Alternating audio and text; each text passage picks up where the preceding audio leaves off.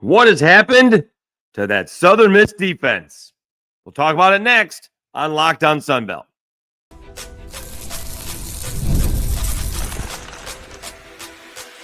You are Locked On Sunbelt, your daily podcast on the Sunbelt Conference, part of the Locked On Podcast Network, your team every day.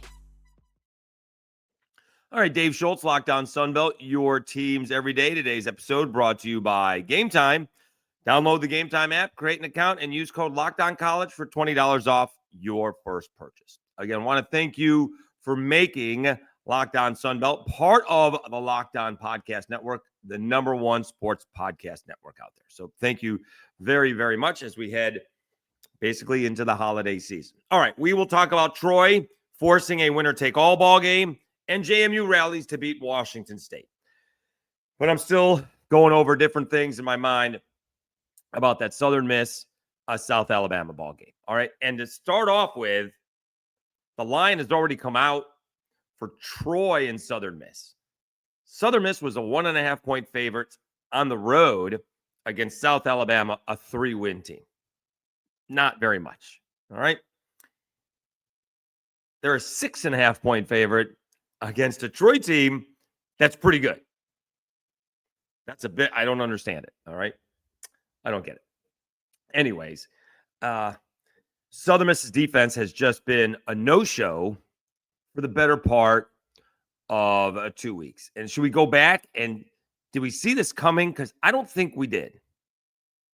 Because I remember going out and enjoying some 80s music and still getting bombarded. And for my own personal ADD, OCD situation, I couldn't stop tweeting back. So that's a me problem. But Southern Miss was coming off a blowout win of Monroe. And maybe we did start to see it coming. It wasn't the defense that was an issue. It was actually the offense, right? They beat Arkansas State 27-21 with Arkansas State turning the ball over 6 times. Forced or not, whatever the case. We'll get into that later. Now, Southern Miss had a couple of turnovers there, so it was a +4 turnover margin, but it was still only a 6-point ball game. We saw coaches across the country from Brian Kelly to Mike Elko to others complain on close wins despite the offense struggling. And I don't even think I brought it up too much about that. All I said was they basically needed all of the turnovers to eke out a 27-21 victory, which was big. That was on the road. All right. And that set themselves up to win the West. Well, they've done Troy a favor by not showing up the last couple of weeks. We can quickly recap. Let me see the Texas State ball game. And I wish I had it from the actual stats thing that they used. But it went from, listen to Texas State's drives. 13 plays, 69 yards. Nice. Just got a field goal. All right. Then a 12-play, 86-yard drive, touchdown. Then a 12-play, 55-yard drive, field goal. Then a 3-play, 78-yard drive, touchdown. Then a 6-play, 86-yard drive, touchdown. So they didn't stop them in the first half. Not at all. All right. They did stop them a little bit in the third quarter, but they put it away with a 12-play, 75-yard drive, 5.5 minutes. Okay. We want to go to the South Alabama ball game because remember it was Liddy who was Liddy was playing quarterback for Southern Miss, but now you got Braylon Braxton, who again banged up, admittedly, not healthy, and again, I'm going to be consistent. That is a reason, not an excuse. Okay. However, it's not good that a banged up Braylon Braxton is better than the next guy in there. So South Alabama, my thing would be, I don't think Southern Miss stopped South Alabama in their first 1, 2, 3, 4, 5 possessions. I think South Alabama stopped South Alabama. When you have a 7.5-minute drive and you're South Alabama, you need to take points. But they stopped them. Southern Miss did stop them, but I would have kicked the field goal. Then they got a 7-play, 58-yard drive, followed by a 7-play, 63-yard drive. a pair of touchdowns. Meanwhile, Southern Miss, 7 plays, 10 yards. 3 plays, 1 yard. 3 plays, -2. Punt, punt, punt. So it's 14-0. And then, again, I thought South Alabama should have punted, all right, at midfield. But Southern Miss made the play. They stopped them. They got the trick play, and it was a 52-yard touchdown pass. You're back in the ballgame. All you need is a stop. You need to get a stop. Guess what happened next? 8 plays, 75 yards. I think the first time that Southern Miss actually stopped South Alabama was after Southern Miss missed their field goal. And they got South Alabama to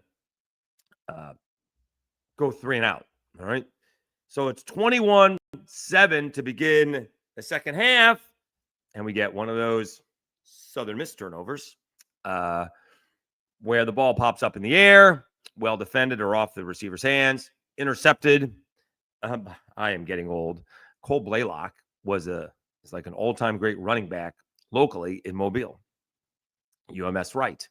And he comes up with the interception, went into the end zone, but they ruled him. He went out of bounds at the 2. A couple plays later, they got it in, and it's 28-7. And for all intents and purposes, this game was over right then and there. You can still come back. Heck, we just saw the Cowboys and the Eagles. It was 21-0, and you can come back. All right. And Southern Miss did. It got down to 35-7 and 35-14. I think Southern Miss, again, give them a lot of credit for not rolling over and dying. You absolutely could have pulled some starters, be healthy going into Troy, and they made a game of it. They did catch a little bit of a break. It would appear that there was holding called while in the end zone, but they didn't enforce it in the end zone. So instead of 2 points for South Alabama and a safety and South Alabama getting the ball back, Southern Miss takes advantage of it. And what would it have been? It would have been, 44-21 and Southern Miss with the ball, or South Alabama with the ball. So it's going to be a big question here. Can Southern Miss put this together? These are not a couple of close losses they've had. This is 41-14, and this one is 42-35. Scores close, and the statistics became close. I mean, Braylon Braxton threw for 400 yards. Statistics are close, but the game was never, ever close or really in doubt, right? Southern Miss never had the ball once they were down 14-0 to ever tie or take the lead in this ball game. That's how I determined it, if it was a close ball game or not, regardless of what the score would tell you. But they've given up 449 yards in the last 2 weeks, and they have not been able to stop anything. Without a turnover, they can't stop the opposition. Why they haven't been able to force turnovers, please let me know. I legitimately asked some Southern Miss fans on Twitter, what has happened to the defense? Is somebody hurt? Because that's what I heard with Troy. Troy's offensive line is banged up, so they couldn't protect the quarterback. Maybe it got healthy because they did an okay job, as we're getting into Goose Crowder with over 350 yards of passing. So I don't know what has happened outside of no turnovers. That is the biggest glaring difference. They have not been able to force a turnover. So whether they force it or they're responsible for it, or the other team makes a bad decision and gives Southern Miss a short field or prevents, themselves from scoring, that has not happened in the last 2 weeks. Not one turnover by Texas State or South Alabama. And in turn, I don't know if that's a correlation, but Southern Miss has gotten blown out certainly one time, and they made a game of it. I understand the score was 7 points, but go check Southern Miss Twitter feeds. That game wasn't close. All right, so we'll see what happens. So Charles Huff is getting a lot like Dave Schultz. He can talk out of both sides of his mouth, because he says the sky is not falling. The sky's falling a little bit. It's a little bit, right? We needed to win these 2 ball games, and they would have been all set to win the Sun Belt West. Instead, even coming into this week, which he rightly said, even if we had beaten South Alabama, we still need to beat Troy. So that doesn't matter too much. The sky's falling a little bit, just a little bit. Having said that, it's still championship ball game in Hattiesburg in November, and see if they can figure things out. They got to get pressure on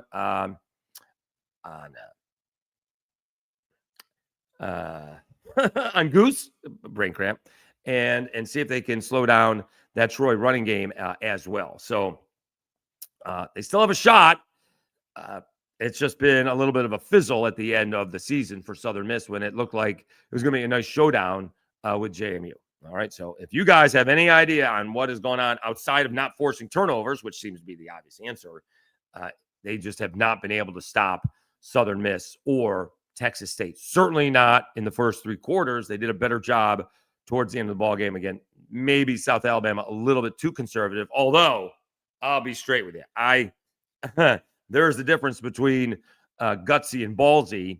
And boy, was Major Applewhite very ballsy, continuing to go for it. There must have just been a meeting somewhere along the way saying, we're going for it, guys. Regardless of the situation, if it's less than fourth and whatever, we're going for it, including 4th and 1 on their own 34-yard line. Now, they did convert that. I'm not sure if they got a first down much after that, but they converted that one. That is nuts. But, when you're 3-7, you're going to be a little bit more aggressive. So maybe that's the case with that. All right, let's take a timeout. We'll come back. Southern Miss going to take on Troy, and they've had a little bit of a roller coaster season. Certainly started out very exciting. And now Jared Parker, in his second season, has Troy playing for a Sun Belt West title. We will do that when we come back after I tell you about Wayfair.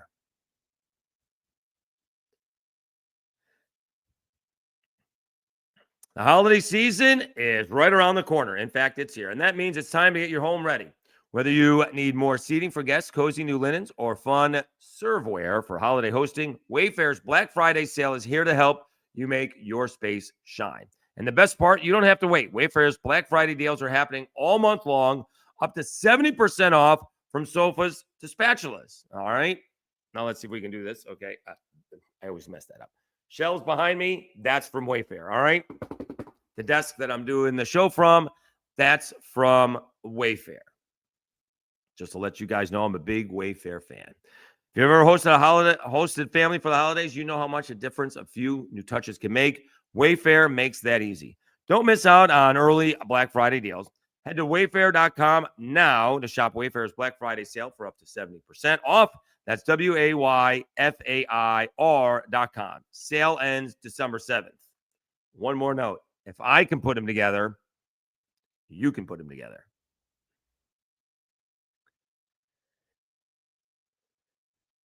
All right, Dave Schultz, Locked On Sunbelt, your teams every day. All right, so with Southern Miss losing to South Alabama, that opens up the door for Troy. And Troy was playing Georgia State. They beat Georgia State 31-19. This game was scoreless in the first quarter. It was a 3-3 ball game. And it was 10-6 Troy at half. They went up 17-6. It was 17-12. It was 24-12. It was 24-19 and 31-19. Let me just say, that's the kind of game I was hoping for from Georgia State throughout the year. That's the kind of ball game I'm thinking about. Now, Troy scores. They scored late. Let's see. They scored halfway through the fourth quarter to make a one-score game a two-score game. All right. But that's a great job by Jared Parker. So many of these coaches have done, I think, a fabulous job coaching within the season. All right. We remember how Troy's season started, right? They were getting beat by Nichols and they scored 28 fourth quarter points. All right. They had a shot to beat Clemson and they couldn't score anything in the second half. I think they had a 10-point halftime lead, right?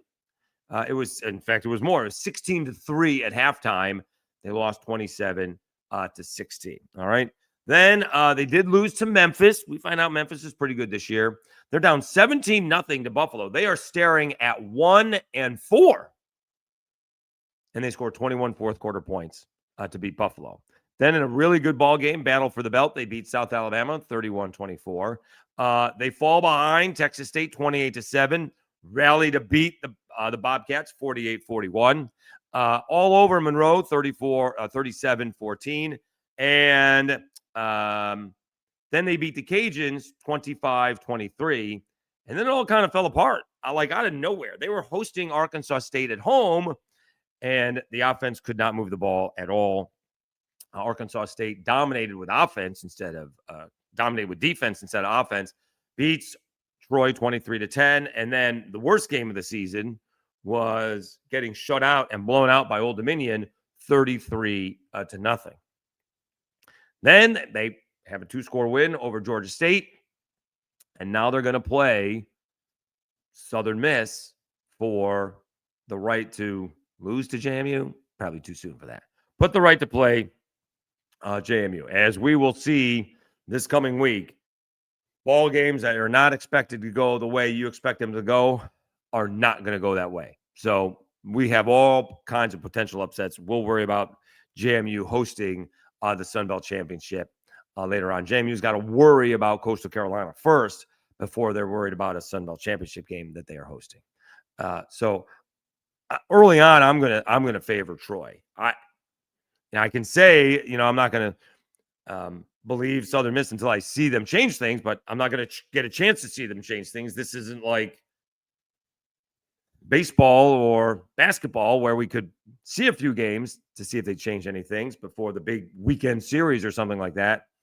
But I'm just not seeing anything from Southern Miss that would make me think they could turn around. In fact, it's kind of going the other way, right? I mean, I know Braylon Braxton finished up strong yesterday, but boy, if he starts out slow or if he's going to play, I mean, I presume he's going to play, but maybe they find out that, we don't want to endanger the kid if he's really hurt or injured, besides being in a little bit of pain. Those are football players will tell you those are two different things, right? I guess there's a difference if you're hurt or injured. Hurt is painful and how much pain tolerance you have. Injured is you can't play. All right. And the football players know the difference. So I'm going to favor Troy in this ball game, although I'm having trouble figuring out. Southern Miss was a 1.5-point favorite on the road to South Alabama. I'm thinking they should be, maybe I'd be more clear. I thought they should have been 4 or 5-point favorites. Not that means they're going to win, but just based on the team, we thought Texas State was a fluky ball game. And South Alabama, despite winning the week before, isn't all that good. Well, I mean, Vegas got it right there, I guess. And now this one, Troy is a 7-win team. They just put up, their quarterback just threw for 364 yards. And Southern Miss is basically a touchdown favorite. We'll see if that line goes down. I thought I saw it was 6.5 points. So that seems crazy. I don't care who you think is going to win or not. I'm just curious that line is a little bit inflated. I wouldn't be surprised if Southern Miss was a 3-point favorite or 3.5-point favorite, but I'm shocked that they are basically a touchdown favorite over Troy. And so I'll favor right now, until I hear differently, I will put Troy in the leader in the clubhouse as of right now. But long week ahead. We'll see what we can do to preview that. All right. But it does make for an outstanding ball game on Saturday after Thanksgiving. All right, let's talk a little JMU and ODU right after I tell you about Game Time.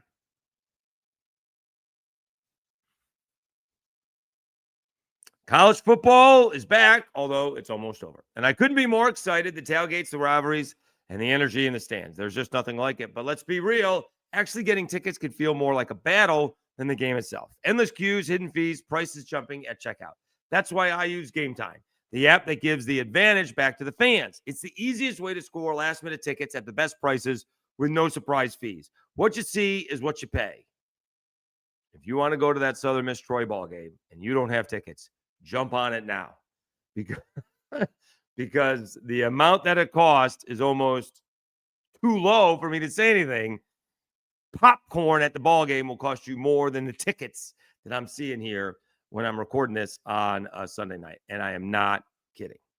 So take the guesswork out of buying college football tickets with Game Time.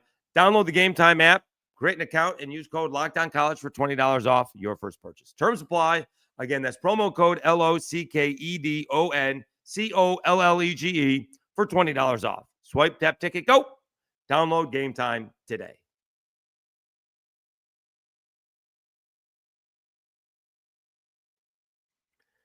All right, Dave Schultz, Lockdown Sunbelt, your teams every day. All right, JMU, they get a big win over Washington State, 24-20. It didn't quite go the way maybe we had Sunbelt fans wanting it to go. Because they were hoping for a much bigger win, with Washington State getting blown out by UNT. Of course, Washington State, battled Ole Miss and battled Virginia, two teams that may be in the college football playoff. All right. So you're just not going to get the trolls. You're going to overcome the trolls. But apparently, once again, Southern Miss did a fantastic job. I'm sorry, JMU did a fantastic job in the second half. Let's see if we can find out the halftime stats. Let's see here. Total offensive plays, 42 for Washington State, 226 yards at halftime, and they were up 20-10. All right, that's halftime. And by the way, JMU had a grand total of 80 yards. Ouch. That is halftime. Okay. JMU in the second quarter had a grand total of 5 yards, 3 yards total. Oh, man. Not great, Bob. No pun intended. All right. Now, what we're going to see if we can get in this fourth quarter, the second half, we're going to have to add this up, unfortunately. All right.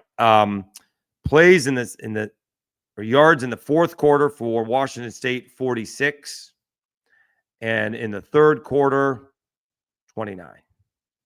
They gave up a grand total of 75 yards in the second quarter. And for the most part, that's what JMU has been doing all year long, right? They gave up some points and yards in the first half, and then they shut out 4 straight opponents in the second half. Washington State did score a field goal in the second half, but had a grand total of 75 yards. That's 1/3 of what they scored to begin with, yardage-wise. So not quite as impressive win as we were hoping for on the scoreboard. But nonetheless, they had to win it. They have to keep on winning to have a shot at this. And the AP poll did come out, and they are ahead of Tulane and UNT and North Texas. I was kind of a little bit surprised at that. North Texas jumped to 21. Was North Texas in the AP poll last week? I don't think so. JMU is 20. North Texas is 21. Tulane, 22. Georgia Tech falls to 23, but Pitt somehow is not ahead of Georgia Tech. What are we doing? And SMU is 25. That's the AP poll, okay? Now, our lockdown guys are not loving JMU at all, okay? Tulane is 20. Georgia Tech is still 19. And Pitt's behind them as well, 21. I don't get it. So no JMU in the lockdown college football poll. They are not showing a lot of love to JMU. They got, again, Tulane is 20th. Pitt, with their 3 losses, by the way, is 21. And this probably being their best win, and yet they're still not ranked over Georgia Tech.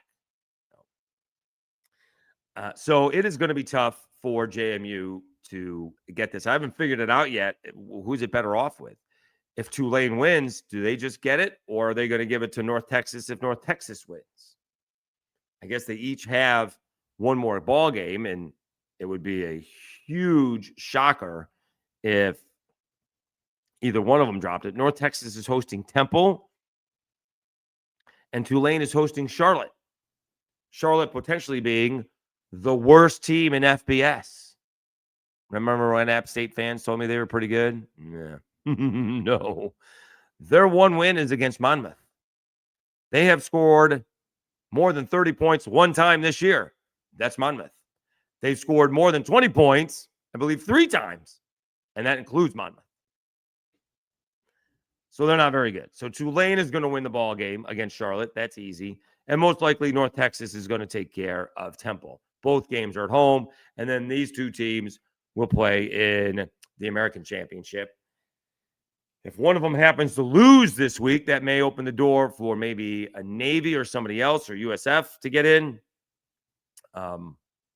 But doubt it. All right. And so then we'll see what happens then. JMU's got Coastal Carolina first. Okay. Coastal Carolina had a bunch of guys suspended. We'll get into that a little bit more in tomorrow's episode. We got to find out what that was about defensively. And they were once again, outmanned against South Carolina. We'll get into that again more on Tuesday. But JMU's got to worry about them, Coastal Carolina, before they can worry about Southern Miss or Troy. Okay. But with the win, JMU sets themselves up to at least be in that conversation. All right. Obviously, a loss to Washington State, and the conversation ends. All right. As for ODU, holy cow. This is the team that out of everybody in the Sun Belt has got to be kicking themselves for having those back-to-back bad ball games. They are playing fantastic football. 31-6 over Monroe, 33-0 over Troy. Georgia Southern in Statesboro beat them 45-10. It may be the worst home loss for Georgia Southern either ever in a very, very long time. This ball game was 31-0. In fact, it may have gotten to 45-0. It was 38-0, 38-3, 45-3. That's crazy. All right. Really great job by ODU. 551 yards on offense. I mean, Colton Joseph wasn't that spectacular, right? Solid. 14 out of 23, 175 yards, right? Rushing, though, Georgia Southern could not stop him. 376 yards on the ground. Colton Joseph had more. Colton Joseph had more yards on the ground, 189 yards, than in the air. And actually, he was 12 of 18 with one touchdown throwing the ball. Only 140 yards in the air, 189 yards on the ground. Old Dominion averaged 6.6 yards a rush. They didn't even need third down. They did convert 7 of their 12 third downs. That doesn't sound like a whole lot of third downs to me. Even Georgia Southern had more third downs. So this was a dominating performance. When we talked about it a few weeks ago, saying Old Dominion having trouble finishing, they're certainly not having any trouble starting, and they haven't had any trouble finishing as of late. That is for sure. You do have Georgia State coming in this weekend. That should be an easy win for Old Dominion. That's going to give them 9 wins, and they're looking at a 10-win season. Do we start talking about, is Ricky Rhane going to end up somewhere? It was on the internet. We'll put it out there. I don't think it's serious that James Franklin wants him as like his offensive coordinator at Virginia Tech. Is he really going to take that job? Now, I will say this. All right. Obviously, would pay more. Okay, that's the first thing. It's going to maybe double his salary. All right. Is it easier for him to get a Power 4 job being the offensive coordinator for Virginia Tech than it is as the head coach of ODU? Because if he wins 10 ball games this year and doesn't get a big job, that's going to be tough to deal with, right? How often is ODU going to win 10 ball games? They can do it again. Is Colton Joseph coming back, right? That's going to be a big deal. Maybe he goes to, Virginia Tech. But the example of this is Kane Womack. Kane Womack had a 10-win season over at South Alabama. For whatever reason, did not live up to my expectations or anyone else's expectations the next year. Although they did win a bowl game in Mobile, first bowl win I think they've ever had. And then he ends up taking the Alabama defensive coordinating job because when he had that 10-win season, he wasn't considered for jobs like Mississippi State. Jeff Lebby was, who came from Oklahoma. Now, where is Kane Womack? Alabama, defensive coordinator. There may or may not be an opening at Ole Miss very soon. Does Kane Womack get that job? That's what I'm saying. When it comes to Ricky Rhane, if he decides to leave, I don't know if it's going to be Virginia Tech or somewhere else, but all of a sudden you become an offensive coordinator at a Power 4 job, and let's see what happens. Let's see if a guy like Will Stein gets a job. So just earlier this evening, apparently they fired the California coach. Let's see if Will Stein, the offensive coordinator of Oregon, turns his job into a head coaching job somewhere along the way. All right. And now would be the time. All right. I know we only got to about half the ball games.